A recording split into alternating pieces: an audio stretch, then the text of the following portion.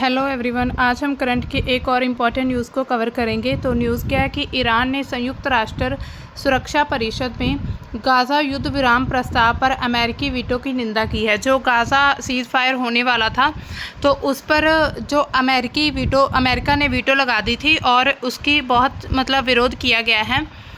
तो चर्चा में क्यों है ये न्यूज़? ईरान ने संयुक्त राष्ट्र सुरक्षा परिषद के उस प्रस्ताव पर वीटो लगाने के लिए अमेरिका की कड़ी निंदा की है जिससे गाज़ा में तत्काल युद्ध विराम और पूर्ण मानवीय पहुंच का आह्वान किया गया था।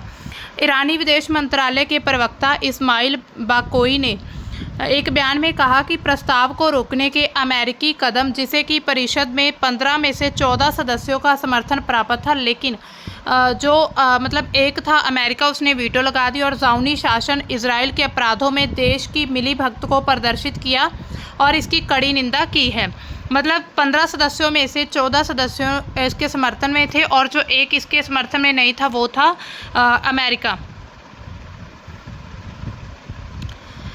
5 जून 2025 को यूएनएससी में यूनाइटेड नेशन सिक्योरिटी काउंसिल में गाज़ा में तत्काल बिना शर्त और स्थायी युद्ध विराम की मांग वाले प्रस्ताव पर वोटिंग हुई थी, जिसमें 15 में से 14 देशों ने पक्ष में मतदान किया था, लेकिन अमेरिका ने अकेले ही वीटो लगाकर उसे रोक दिया था। क्योंकि हमने जब देखते हैं हम यूएनएससी में तो उसमें जो 10 होते हैं अस्थायी मेंबर होते हैं और 5 होते हैं स्थायी परमानेंट। 5 में से अगर कोई भी एक कंट्री उस प्रस्ताव से सहमत नहीं है तो वो प्रस्ताव पारित नहीं किया जाता। तो इन 5 में से जो अमेरिका था वो सहमत नहीं था, तो इसी वजह से जो है वीटो लगा दी गई और ये सीज़ फायर नहीं हो पाई। ईरान ने इसे गाज़ा के लोगों के लिए अन्यायपूर्ण और अंतर्राष्ट्रीय शांति प्रयासों में बाधा डालने का कहा है कि बाधा डालने की एक कोशिश है। हमास ने भी इस वीटो की निंदा करते हुए अमेरिका के इजराइल के प्रति अंध समर्थन का सबूत दिया है। तो हमास ने भी इसका विरोध किया है कि अमेरिका इजराइल के प्रति समर्थन करता है। अमेरिकी राजदूत जो कि डोरोथी शिया ने वीटो का बचाव करते हुए ये कहा है कि प्रस्ताव में हमास की निंदा और उसके निरस्तीकरण की मांग नहीं थी। तो उन्होंने उल्टा ये कह दिया कि जो हमास है उसकी निंदा नहीं की गई थी इस प्रस्ताव में, जिसे अमेरिका स्वीकार नहीं कर सकता था। इस कदम की चीन, फ्रांस, अल्जीरिया और पाकिस्तान जैसे देशों ने भी आलोचना की है। इसे गाज़ा में मानवीय संकट को बढ़ाने वाला बताया गया है, क्योंकि अगर हम देखें तो गाज़ा की स्थिति बहुत ही ज़्यादा ख़राब हो चुकी है, वहाँ पर मानवीय संकट बहुत बढ़ चुका है। वीटो ज़रूरी क्यों है? यूएनएससी के जो स्थायी सदस्य हैं उनकी वीटो शक्ति 1945 में यूएन चार्टर के तहत दी गई थी ताकि प्रमुख शक्तियों के बीच टकराव से बचा जा सके। हालांकि इसका उपयोग अक्सर भू राजनीतिक हितों को आगे बढ़ाने के लिए होता है, जैसा कि गाज़ा मामले में अमेरिका ने इजराइल के समर्थन में किया था। जब गाज़ा मामला था तो अमेरिका ने इजराइल के समर्थन में ये वीटो दे दी थी। वीटो का प्रभाव क्या पड़ सकता है? ये गाज़ा में मानवीय संकट को और ज़्यादा गहरा कर सकता है, क्योंकि युद्ध विराम लागू नहीं होगा। तो सीज़ फायर के बिना युद्ध विराम नहीं किया जाए, सीज़ फायर इस प्रस्ताव को पारित किए बिना सीज़ फायर नहीं होगा, और जिससे क्या होगा, वहाँ पर जो मानवीय संकट है वो और ज़्यादा बढ़ जाएगा। यह अमेरिका और उसके विरोधी जैसे ईरान के बीच तनाव को भी बढ़ा सकता है। यह अंतर्राष्ट्रीय समुदाय में अमेरिका की छवि को प्रभावित करता है, जिसे कुछ देश पक्षपातपूर्ण भी मानते हैं। ईरान के द्वारा निंदा करने का कारण क्या है? फिलिस्तीन के प्रति समर्थन। ईरान लंबे समय से फिलिस्तीनी मुद्दे का समर्थक रहा है और इजराइल की नीतियों का विरोध करता है। जो ईरान है वो इजराइल की नीतियों का उन्होंने शुरू से ही विरोध किया है। वह गाज़ा में तत्काल युद्ध विराम को समर्थन देता है ताकि वहाँ की मानवीय स्थिति सुधर सके। अमेरिकी वीटो को ईरान ने इजराइल के पक्ष में और फिलिस्तीनियों के खिलाफ माना है। अमेरिकी विरोधी रुख। ईरान और अमेरिका के बीच लंबे समय से तनावपूर्ण संबंध है। ईरान इस वीटो को अमेरिका की एक तरफा नीति और इजराइल के प्रति अंध समर्थन के रूप में देखता है, जो कि क्षेत्रीय स्थिरता को नुकसान पहुंचाता है। क्षेत्रीय प्रभाव क्या बढ़ सकता है इससे? इससे क्षेत्रीय प्रभाव होगा।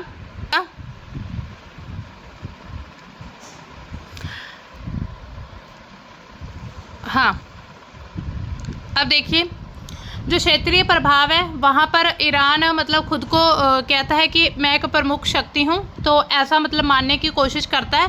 जो गाज़ा मुद्दा है ना, उस पर जो अमेरिका की आलोचना करके है ना क्षेत्रीय और वैश्विक मंचों पर उभरना चाहता है, अपनी स्थिति को और ज़्यादा मजबूत करने की कोशिश कर रहा है। इस वजह से ईरान ने अमेरिका की वीटो का एक उल्लंघन किया। हालांकि ये सही हो सकता है, क्योंकि वहाँ पर अगर देखा जाए तो स्थिति बहुत ख़राब है, और इसी पर अगर सीज़ फायर पर कोई वीटो लगा देता है तो ये तो बहुत ही निंदनीय बात है, मतलब निंदा करने वाली बात है एक्चुअली। ये में हमास के साथ संबंध कैसे है? ईरान हमास को समर्थन देता है और उसे एक प्रतिरोध समूह के रूप में भी देखता है। अमेरिकी वीटो को वह हमास और गाज़ा के लोगों के खिलाफ एक कदम के रूप में देखता है, जिसे वह गलत मानता है। अमेरिका और ईरान के बीच तनाव कैसे हैं? 1979 की ईरानी क्रांति जब आई थी, शाह मोहम्मद रज़ा पहलवी ने के पश्चिम समर्थक शासन को उखाड़ फेंकने, आयतुल्ला खोमैनी के नेतृत्व में इस्लामी गणतंत्र की स्थापना ने अमेरिकी ईरान संबंधों को तोड़ दिया था। अमेरिकी दूतावास पर 444 दिन तक चला बंधक संकट इसका प्रतीक बना है। 1980 के दशक का इराक का अगर युद्ध देखें तो अमेरिका ने इराक के सद्दाम हुसैन का समर्थन किया था, जिससे दोनों देशों के बीच अविश्वास और ज़्यादा बढ़ गया था। परमाणु कार्यक्रम 2022 में ईरान के गुप्त परमाणु संवर्धन कार्यक्रम के खुलासे के बाद अमेरिका ने ईरान पर प्रतिबंध और दबाव जो बढ़ा दिया है। 2015 में JCPOA परमाणु समझौता हुआ, लेकिन 2018 में ट्रंप ने इसे हटने का फैसला किया था, जिससे तनाव को फिर से बढ़ाया है। गाज़ा युद्ध विराम प्रस्ताव और वीटो। 5 जून 2025 को UNSC में गाज़ा युद्ध विराम प्रस्ताव पर अमेरिका ने वीटो किया, जिसे ईरान ने फिलिस्तीनी लोगों के खिलाफ अन्याय माना है। ईरान का मानना है कि यह वीटो इजराइल को गाज़ा में सैन्य कार्रवाई करने के लिए प्रोत्साहन देता है। ईरान ने इसे अमेरिका की इजराइल के प्रति पक्षपातपूर्ण नीति का हिस्सा बताया, जो कि क्षेत्रीय स्थिरता को खतरे में डालता है। हमास और अन्य ईरान समर्थित समूहों ने भी इसकी निंदा की है। वर्तमान तनाव के कारण क्या है? परमाणु कार्यक्रम एक तो है अमेरिका का जो परमाणु कार्यक्रम जो अब 60% तक यूरेनियम संवर्धन कर रहा है, अमेरिका के लिए सुरक्षा खतरा है। ट्रंप की अधिकतम दबाव नीति, जिसमें कड़े प्रतिबंध और सैन्य तैनाती शामिल है, ईरान को और ज़्यादा आक्रामक बना दिया है। क्षेत्रीय प्रॉक्सी युद्ध। ईरान समर्थित समूह जैसे कि हिजबुल्ला, हौथी और हमास अमेरिकी हितों और इजराइल के खिलाफ सक्रिय हैं। 2023 के हमास हमले और गाज़ा युद्ध ने इसे और ज़्यादा तनाव बढ़ चुके हैं। सैन्य तैनाती अगर देखें तो अमेरिका ने डिएगो गार्सिया में B-2 स्टील्थ बॉम्बर और अरब सागर में विमान वाहक पोत तैनात किए, जिससे ईरान खतरे में पड़ सकता है और ईरान को अपनी जो अस्तित्व के लिए खतरा दिखता है, इसी वजह से वो अमेरिका के साथ उसके संबंध तनावपूर्ण है। कूटनीतिक विफलता। ट्रंप ने मार्च 2025 में ईरान के सर्वोच्च नेता को पत्र लिखकर परमाणु वार्ता की पेशकश की थी, लेकिन ईरान ने प्रत्यक्ष वार्ता से इनकार कर दिया, केवल अप्रत्यक्ष वार्ता की मांग की है। ईरान की स्थिति क्या है इस समय? ईरान का ये मानना है कि अमेरिका की नीतियां, खासकर इजराइल का समर्थन और प्रतिबंध, उसकी संप्रभुता क्षेत्रीय प्रभाव को कमज़ोर करने की कोशिश है। गाज़ा युद्ध विराम वीटो की निंदा करके ईरान अपनी क्षेत्रीय स्थिति मजबूत करना चाहता है और अमेरिका विरोधी भावनाओं को भुनाना चाहता है। अब देखिए ईरान के विरोध से मतलब प्रभाव क्या पड़ने वाला है? क्षेत्रीय तनाव में वृद्धि होगी। ईरान की निंदा से अमेरिका और इजराइल के साथ उसका तनाव और बढ़ेगा। यह मध्य पूर्व में पहले से मौजूद ध्रुवीकरण को भी बढ़ाएगा, खासकर उन देशों के बीच जो ईरान का समर्थन करते हैं, जिसे सीरिया, हिजबुल्ला, हौथी जो कि अमेरिका इजराइल गठजोड़ के साथ है, सऊदी अरब, UAE। ईरान समर्थित समूह जैसे कि हमास और हिजबुल्ला इस निंदा का उपयोग अपने समर्थकों को एकजुट करके इजराइल के खिलाफ कार्रवाइयों को तेज करने के लिए कर सकते हैं। फिलिस्तीनी मुद्दे पर जो वैश्विक ध्यान दिया जाएगा, मतलब वैश्विक ध्यान जा सकता है। ईरान की निंदा से गाज़ा में मानवीय संकट और युद्ध विराम की आवश्यकता पर वैश्विक ध्यान और ज़्यादा बढ़ेगा। ये उन देशों और संगठनों को प्रोत्साहित कर सकता है जो कि पहले से ही अमेरिका के वीटो की आलोचना कर रहे हैं, जैसे कि चीन, रूस, फ्रांस, अल्जीरिया और पाकिस्तान। यह संयुक्त राष्ट्र और अन्य अंतर्राष्ट्रीय मंचों पर गाज़ा के लिए नए प्रस्तावों या चर्चाओं को बढ़ावा दे सकता है। हालांकि अमेरिका का वीटो शक्ति इसे फिर से रोक सकती है। तो यहाँ पर आप देख सकते हैं ये है ईरान और इसके साथ ये इराक और यहाँ पर है जो इजराइल और इसी में जो गाज़ा पट्टी है एक छोटी सी स्ट्रिप है, उसमें मानवीय संकट अभी बढ़ चुका है क्योंकि जो इजराइल के फिलिस्तीनी है वो पूरे क्षेत्र पर कब्जा करना चाहते हैं। अब देखिए ईरान की क्षेत्रीय स्थिति मजबूत होगी। इस निंदा से ईरान मध्य पूर्व और इस्लामी दुनिया में अपनी स्थिति को फिलिस्तीनी समर्थक और अमेरिकी विरोधी शक्ति के नाम के रूप में मजबूत कर सकता है। यह उन देशों और समुदायों में उनकी छवि को बढ़ावा देगा जो इजराइल और अमेरिका की नीतियों का विरोध करते हैं।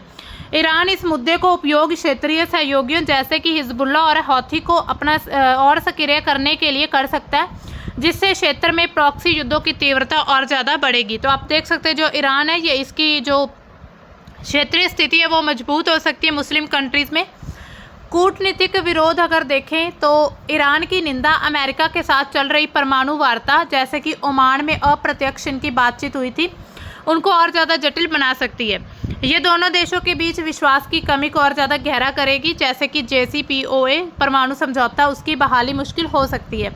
अन्य देश जैसे सऊदी अरब, ओमान जो क्षेत्रीय तनाव को कम करने की कोशिश कर रहे हैं, इससे निंदा से उत्पन्न तनाव के कारण मध्यस्थता में कठिनाई का सामना भी कर सकते हैं। अब देखिए JCPOA क्या है, एक समझौता है। ईरान का जो परमाणु कार्यक्रम है वो सीमित करना इसका उद्देश्य था। यूरेनियम समृद्ध के स्तर को 3.67% तक सीमित किया गया था। संवेदनशील परमाणु उपकरणों को हटाया गया था। इस समझौते के तहत संवेदनशील परमाणु उपकरणों जो सेंट्रीफ्यूज मशीनों को हटाया गया। IAEA international atomic energy agency को जांच का अधिकार दिया गया था। आर्थिक प्रतिबंधों में ढील हुई थी। परमाणु प्रतिबंधों के बदले में ईरान पर लगे प्रतिबंध हटाए गए थे।